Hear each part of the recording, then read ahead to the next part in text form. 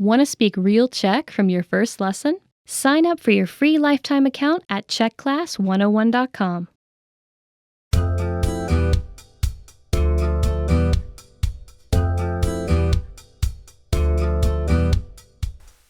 Hi everyone, I'm Jolana. Ahoj všichni, jsem Jolana. Welcome to the Czech whiteboard lessons. In this lesson, you'll learn how to give simple directions in Czech. Let's get started.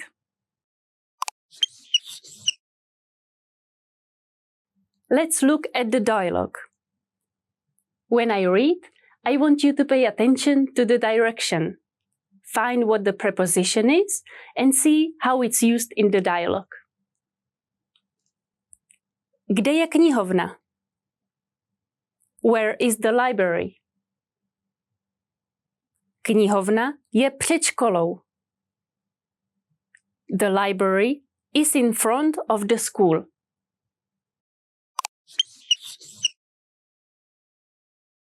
Now, let's look at the sentence pattern. This pattern will be the structure that all of our dialogues will follow. Knihovna je, direction, location. The library is, direction, location.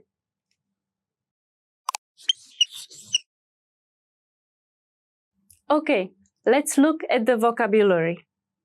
First, we have před, in front of. Před, před, před. Next is za, behind. Za, za, za. Then we have vedle, next to. Vedle, vedle, vedle. Another one is daleko od, far away from. Daleko od, daleko od, daleko od. Next is nalevo od, to the left of. Nalevo od, nalevo od, nalevo od. Next is napravo od, to the right of.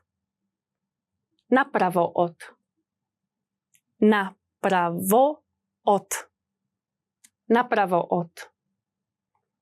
Then we have naproti, across from. Naproti, naproti, naproti. Next is uvnitř, inside. Uvnitř, uvnitř, uvnitř.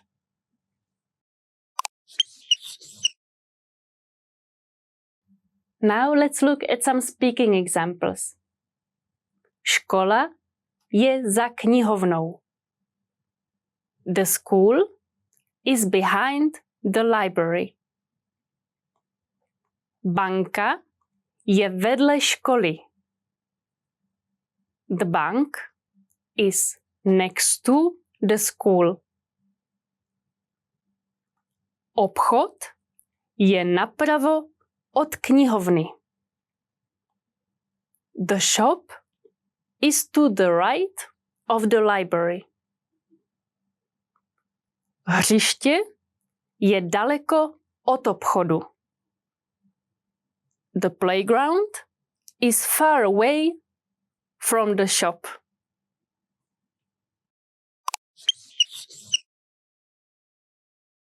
Note that the genitive case is required after the following direction words. Vedle, next to. Daleko od, far away from. Nalevo od, to the left of. Napravo od, to the right of. Naproti, across from. Uvnitř, inside. So, instead of using the nominative case of the location, you need to use the genitive. Let's see an example. Škola je velká, nominative case. Knihovna je vedle školy, genitive case.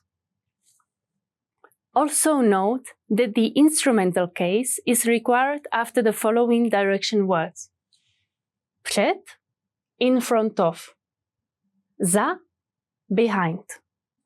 So instead of using the nominative case of the location, you need to use the instrumental.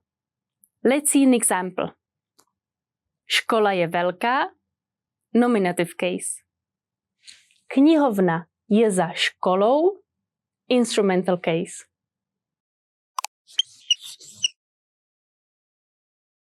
Do you remember how to say where is?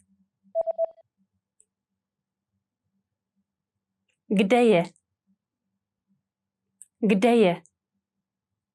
Do you remember how to say library? Knihovna. Knihovna. And how to say in front of? Před. Před. Do you remember how to say behind? Za. Za. And how to say bank?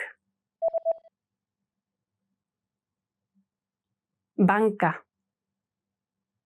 Banka. Do you remember how to say next to? Vedle. Vedle. And how to say shop? Obchod. Obchod. And how to say to the right? Napravo od. Napravo od. And how to say far away from? Daleko od. Daleko od. Finally, do you remember how to say playground? Hřiště. Hřiště. In this lesson, you learn how to give simple directions in Czech. Thanks for watching. I'm Jolana and I will see you on czechclass101.com. Brzy na viděnou! Want to speed up your language learning? Take your very first lesson with us. You'll start speaking in minutes and master real conversations. Sign up for your free lifetime account. Just click the link in the description.